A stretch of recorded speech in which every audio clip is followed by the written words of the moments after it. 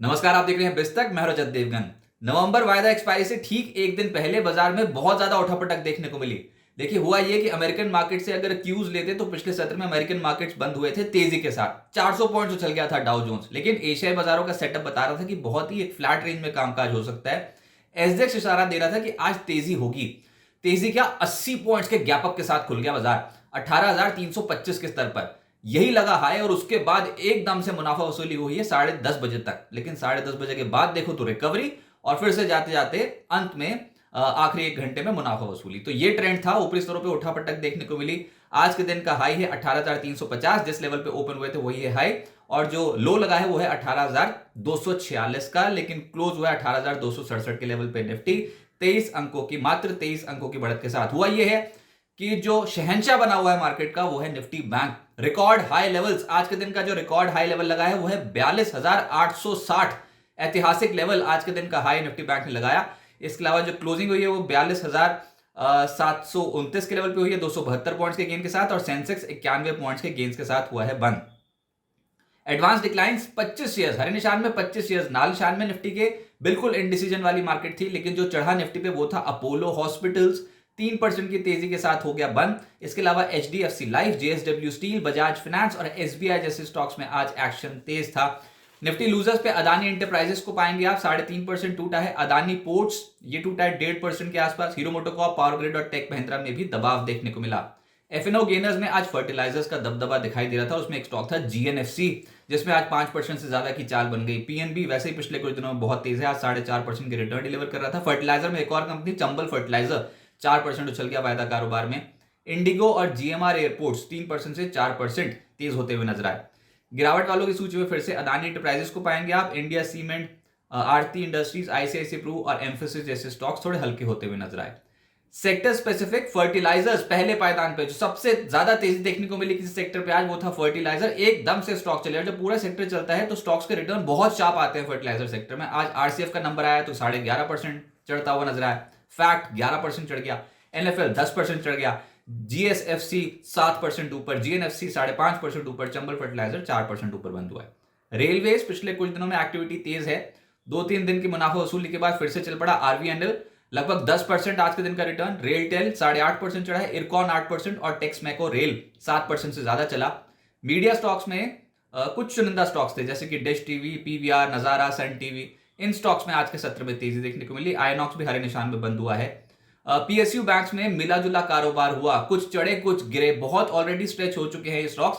इस सीरीज के शहंशाह हैं तमाम स्टॉक्स। लेकिन आज पीएनबी 4% चढ़ा है, कैन बैंक 2%, एसबीआई 1% से ज्यादा चढ़ा है।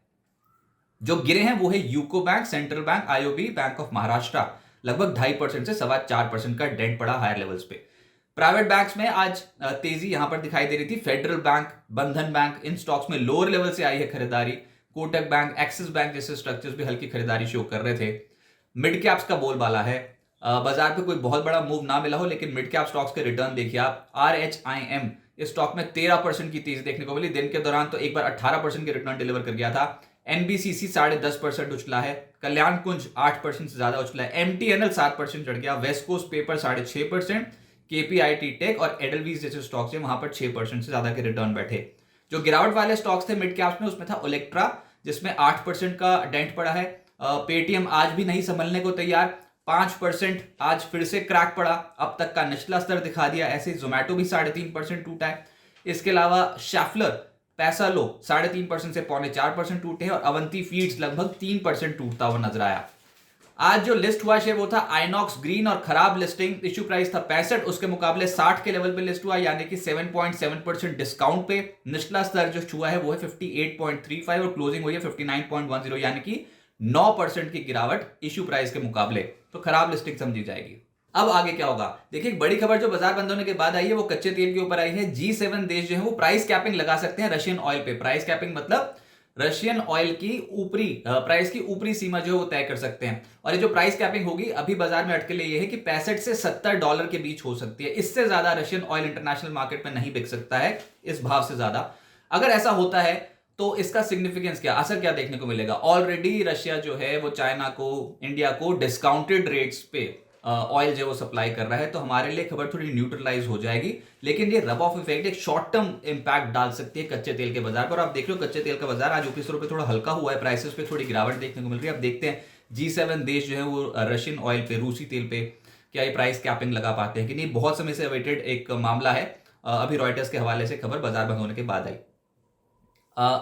अब एक और इंपॉर्टेंट ये चीज है कि FOMC की जो पिछली बैठक हुई थी उसके मिनट्स आज भारतीय समय अनुसार देर रात को जारी हो जाएंगे। उसका इंपैक्ट अमेरिकन मार्केट्स में भी देखेंगे देर रात को, और इंडियन मार्केट्स, एशियन मार्केट जब कल ओपन होंगे तो वहां पर भी इंपैक्ट देखने को मिलेगा। अमेरिकन मार्केट्स अब हॉलीडे मूड पे चले जाएंगे कल से, तो वहां पर कोई बहुत बड़ी चाल अवेटेड नहीं है। लेकिन हाँ, एशियाई बाजारों पे एक जो इंपैक्ट है वो डेफिनेटली देखने को मिल सकता है। अब टेक्निकल लेवल्स, ये इंपॉर्टेंट है। देखिए अब तक तो 18,350 के लेवल को पार नहीं कर पाई। साफ तौर पर पता लग रहा था पिछले कुछ दिनों से 18,300 18,350 एक रेजिस्टेंस लेवल बना हुआ है। आज एक अटेम्प्ट कर दिया था, एक बार 18,325 तक पहुंचे थे, लेकिन उसके बाद वहीं से सरेंडर कर गए। अभी फिलहाल कल है नवंबर वायदा एक्सपायरी, तेजी का सेटअप है। 18,180 18,200 का लेवल एक बहुत स्ट्रॉन्ग सपोर्ट जोन अगर एक्ट कर गया तो बुल्स के पास एक और मौका होगा तेजी बनाने का। यानी कि अगर 18,350 के लेवल के ऊपर गए तो जो मंदी करने वाले हैं 18,300 वाले कॉल राइटर्स, 18,200 वाले कॉल राइटर्स, वो एकदम से बैकफुट पे आ जाएंगे। और बस वही एक इंतजार है कि अगर तेजी यहां से पकड़नी है तो 18,350 का लेवल किसी ना किसी तरीके से क्रॉस हो जाए। हालांकि एक्सपायरी पे आमतौर पे एक रेंज बाउंड मूवमेंट देखने को मिलती है, लेकिन अभी फिलहाल कभी कभी बाजार पे अगर ट्रेंड पॉजिटिव हो तो एक्सपायरी पे नेगेटिव प्ले करना बहुत खतरनाक होता है। अगर कल 18,350 के ऊपर निकले तो हो सकता है कि बुल्स का दबदबा फिर से बन जाए। अभी फिलहाल ये समझ में आता है कि 18,350 एक रेजिस्टेंस जोन है और नीचे 18,180 18,200 एक बहुत स्ट्रॉन्ग सपोर्ट जोन है जो इस समय बाजार पे एक्ट कर रहा है। और कल वायदा एक्सपायरी पे देखते हैं किस ओर ये दायरा टूटता है, तो किस ओर टूटता है, या फिर एक रेंज बाउंड सेशन रहेगा।